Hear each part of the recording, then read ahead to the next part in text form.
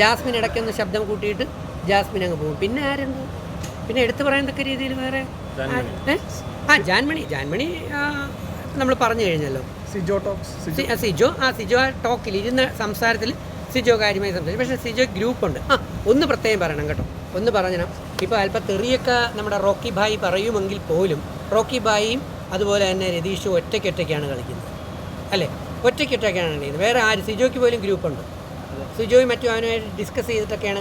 നമ്മുടെ മുടിയൻ അനിയനില്ലേ, മുടിയൻ, അവരെല്ലാം തമ്മിൽ ഋഷിയൊക്കെ ആയിട്ട് തമ്മിൽ ഡിസ്കസ് ചെയ്യുന്നുണ്ട് പല കാര്യങ്ങളും. എന്നിട്ടും അവർ ഇടയ്ക്കിടയ്ക്ക് ഞങ്ങൾ ഒറ്റയ്ക്കാണെന്ന് പറയുന്നത് നമ്മളെ ബോധ്യപ്പെടുത്താൻ വേണ്ടിയാണ്. അല്ല, രതീഷും റോക്കിയുമാണ് ഞാൻ കണ്ടതിൽ ഇതുവരേക്കും ഒറ്റയ്ക്കായിട്ട് കാര്യങ്ങൾ ചെയ്യുന്നത്. മറ്റേ ശ്രീരേഖ പോലും മറ്റേ റൂമിനകത്ത് പോയിട്ട്, ഏത് റൂമിനകത്ത്, പവർ റൂമിനകത്ത് പോയിട്ടൊന്ന് ഡിസ്കസ് ചെയ്തിട്ട് രതീഷിന് പണി കൊടുക്കാന്നൊക്കെ പറഞ്ഞ് ഡിസ്കസ് ചെയ്ത് പുറത്തേക്ക് വരുന്നുണ്ട്. പക്ഷേ ഇവർ രണ്ടുപേരും ആരുമായിട്ട് ഡിസ്കസ് ചെയ്തിട്ടല്ല കാര്യം ചെയ്യുന്നത്. ആണോ? അല്ല. അപ്പോൾ ഇപ്പോൾ ഈ സീസണിൽ ഈ ആഴ്ചയിൽ എൻ്റെ റിവ്യൂ എനിക്ക് തോന്നിയത് റോക്കി ഭായിയും രതീഷുമാണ് പൂർണ്ണമായും ഒറ്റയ്ക്ക് കളിക്കുന്നത്. ജാസ്മിൻ ഒരു സപ്പോർട്ടിന് വേണ്ടിയാണ് ഇപ്പോൾ ഗബ്രിയിൽ എത്തിയിരിക്കുന്നത്. ഗബ്രി അവിടെ ഒരു സപ്പോർട്ട് പ്രണയ പരിപാടി നടത്തുമ്പോൾ എന്തായാലും എലിമിനേഷനിൽ നോമിനേറ്റ് ചെയ്യില്ലല്ലോ, ചെയ്യുമോ? അത് മഹാദണ്ഡി തരുമല്ലേ?